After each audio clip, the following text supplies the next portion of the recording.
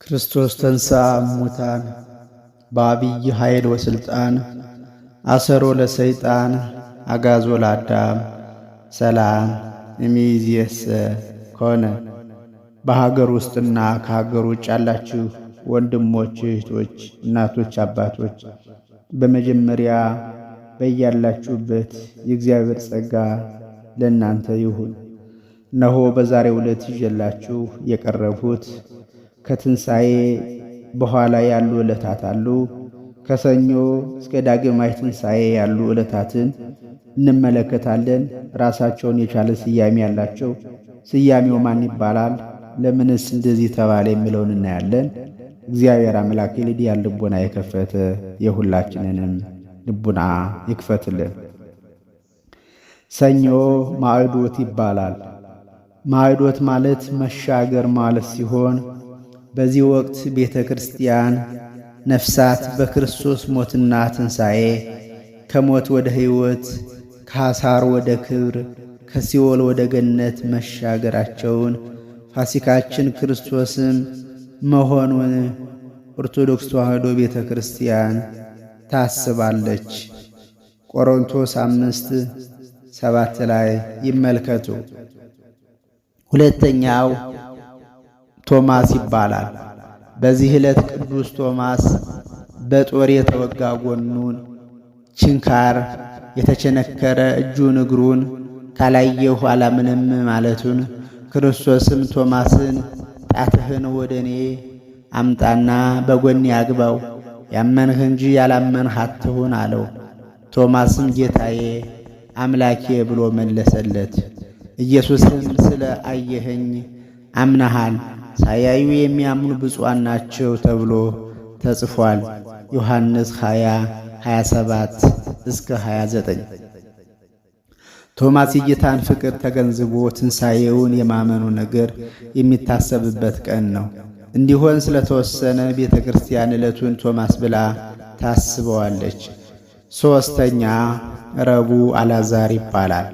በዚህ ዕለት ትንሣኤና ሕይወት የሆነው ኢየሱስ ክርስቶስ አልዓዛርን ከሞተ ከተቀበረ ከ4 ቀን በኋላ ማስነሳቱን ለአይሁድ ቅናት ለጌታ ሞት ምክንያት ከሆኑት ታላቅ ታምራቶች አንዱ የአልዓዛር ትንሣኤ መሆኑን፣ አልዓዛርን በብሉይ ሥጋ በቃሉ ጠርቶ ከመቃብር ያስነሳው ጌታ በሐዲስ ሥጋ መነሳቱን፣ ሞት ይይዘው ዘንድ የማይችል አምላክ መሆኑን፣ እርሱ ለፍጥረት ሁሉ ትንሣኤና ሕይወት መሆኑን፣ የምናምንበትን ሁሉ ትንሣኤ ዘለ ክብር፣ የማያምኑበትን ትንሣኤ ዘለ ሐሳር ማስነሳት የሚቻለው ጌታ መሆኑን ቤተ ክርስቲያን ታስባለች። ዮሐንስ 11 በሙሉ። ሌላው የምንመለከተው ሐሙስ አዳም ወይም አዳም ሐሙስ ይባላል። ለምን ሐሙስ አዳም ሐሙስ ተብሎ ሊጠራ ቻለ? በዚህ ዕለት ለሁላችን አባት ለአዳም የተሰጠው የተስፋ ቃል ስለመፈጸሙ አዳም ከነ ልጆቹ በክርስቶስ ሞትና ትንሣኤ ነፃ ስለመውጣቱ ይታሰባል። ዘፍጥረት 3:15። ዓርብ ቅድስት ቤተ ክርስቲያን ይባላል። በዚህ ዕለት ቅድስት ቤተ ክርስቲያን በክርስቶስ ሞትና ትንሣኤ ስለመመስረቷ ራሱን ስለ እርሱ አሳልፎ ስለመስጠቱ ቤተ ክርስቲያንም የእርሱ አካል ስለመሆኗ ኤፌሶን 5:21 የነቢያትና የሐዋርያት መሠረት በሆነው በክርስቶስ ላይ ስለመመስረቷ መሰብሰቢያዋም ክርስቶስ ስለመሆኑ ነው። ኤፌሶን 2:19 በክቡር ደሙ ፈሳሽነት ስለመታጠቧ ነው። የዮሐንስ ራእይ ምዕራፍ 6:8 ከነገድ ከቋንቋ ስለመመረጧ፣ በደሙ ተዋጅታ አንድ መንጋ ስለመሆኗ፣ በሰማይ ሰራዊት በምድር የሰው ፍጥረት ያላገኘችውን ሕይወት በእርሱ ብቻ ስለማግኘቷ የዮሐንስ ራእይ ምዕራፍ 5ን በሙሉ ያንብቡ። በወርቅ በብር ሳይሆን በክቡር በክርስቶስ ኢየሱስ ደም ስለመዋጀቷ አንደኛ ጴጥሮስ 1:18-21 ከልዩ ልዩ አነዋወር ተጠርታ በእርሱ ላይ ስለመታነጿ እያሰበች ቤተ ክርስቲያን የቤተ ክርስቲያንን ሕይወት የክርስቶስን ሕይወት የቤተ ክርስቲያንንም ሕይወት ትሰብካለች። የክርስቶስ ሕይወት ምንድን ነው? እስከ ሞት ድረስ እኛን መውደዱ ነው። ቅዳሜ ቅዱሳት አንስት በዚህ ዕለት የክርስቶስን አካል ሽቱ ለመቀባት ፍርሃታቸውን በክርስቶስ ፍቅር ለውጠው በጋለ ፍቅር አካሉን መፈለጋቸውን ወደ መቃብሩ ሲመላለሱ ማደራቸውን ማርያምም ትንሣኤውን ቀድማ ስለማየቷ ሴቶችም የመላእክትን ራእይ ስለማየታቸው ቤተ ክርስቲያን የምታስተምርበት ዕለት ነው ማለት ነው። ሌላው የዳግማይ ትንሣኤ ሥርዓተ አምልኮ እንደ ትንሣኤ ሲሆን ዳግማይ ትንሣኤ ለምን ተባለ? ለደቀ መዛሙርቱ አጠቃላይ ተሰብስበው ሳለ በዝግ ቤት ሳሉ የተገለጠበት ዕለት ስለሆነ ነው ማለት ነው። እግዚአብሔር ይስጥልኝ። አመሰግናለሁ። መልካም በዓል።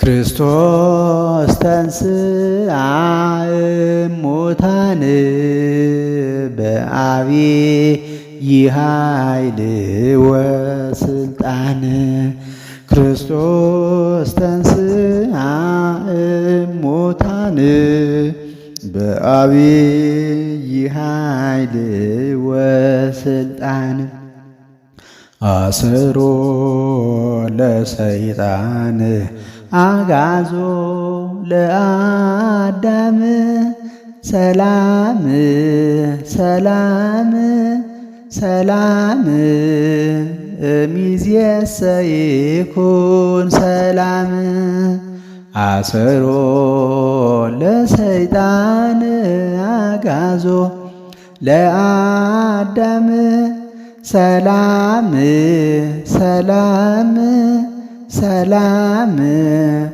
እምይእዜሰ ይኩን ሰላም ክርስቶስ ተነሣ ከሙታን በታላቅ ኃይልና ሥልጣን ክርስቶስ ተነሣ ከሙታን በታላቅ ኃይልና ሥልጣን ሰይጣንን አሰረው አዳምን ነፃ ወጣው ሰላም ሰላም ሰላም እንግዲህ ይሁን ሰላም ሰይጣንን አሰረው አዳም ነፃ ወጣው ሰላም ሰላም ሰላም እንግዲህ ይሁን ሰላም። እንግዲህ እስከ ባለ 50 ድረስ ሰላምታችን የሚሆነው ምንድን ነው? ክርስቶስ ከሙታን መካከል ተነሳ፣ በታላቅ ኃይልና ሥልጣን ሰይጣንን አሰረው፣ አዳምንም ነፃ ወጣው የሚል ይሆናል ማለት ነው። እንግዲህ ከትንሣኤ በኋላ የሚከናወኑ አንዳንድ አገልግሎታችንን በዚች ለትንሽየዋ ሚዲያ እንለቅላችኋለን። በድጋሚ ቤተሰብ የሆናችሁ ተከታተሉ። ቤተሰብ